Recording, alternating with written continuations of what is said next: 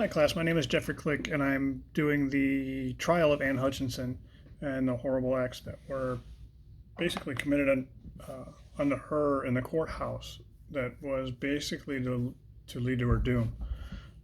She was charged with crimes that, in today's standards, are absurd and pretty much are no longer on the books.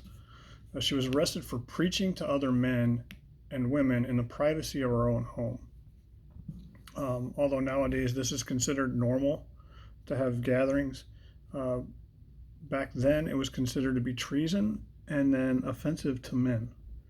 So, throughout the trial, there were many things that placed her on the defensive against the governor slash judge slash lead prosecutor, all of which was one person, that tried to belittle her and make her feel less human, I guess is a better way to say it.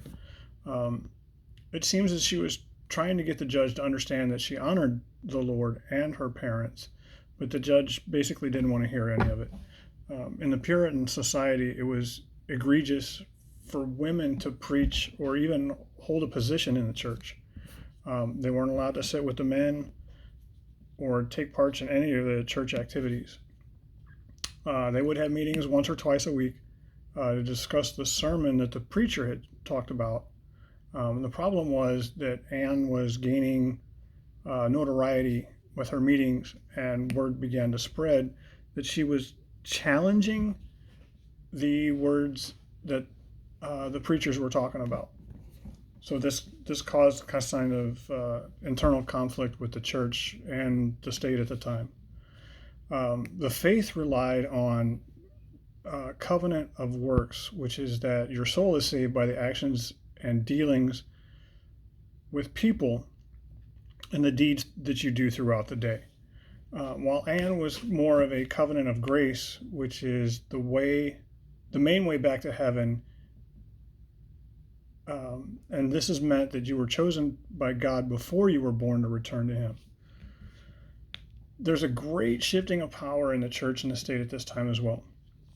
Governor Winthrop was the governor, the lead prosecutor, and the judge, as I mentioned before.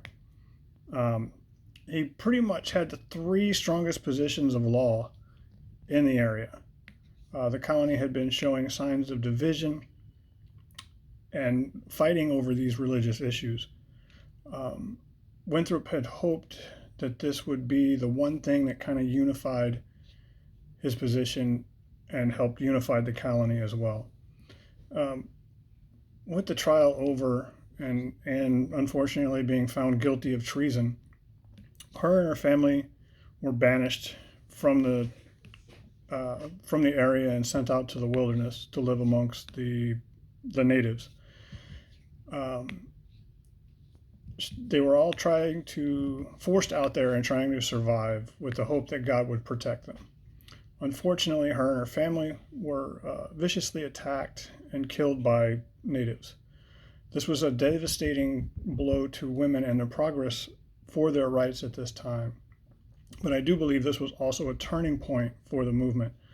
It brought awareness to more people about the treatment of women and helped women push their agenda to gain better rights or even some rights. So that's pretty much it. The bad part was pretty much the whole thing, but I think at the end, after she was forced out into the wilderness and was killed by natives, I think it shed more of a light on her progression and her movement to get women more rights in the church and in society in general.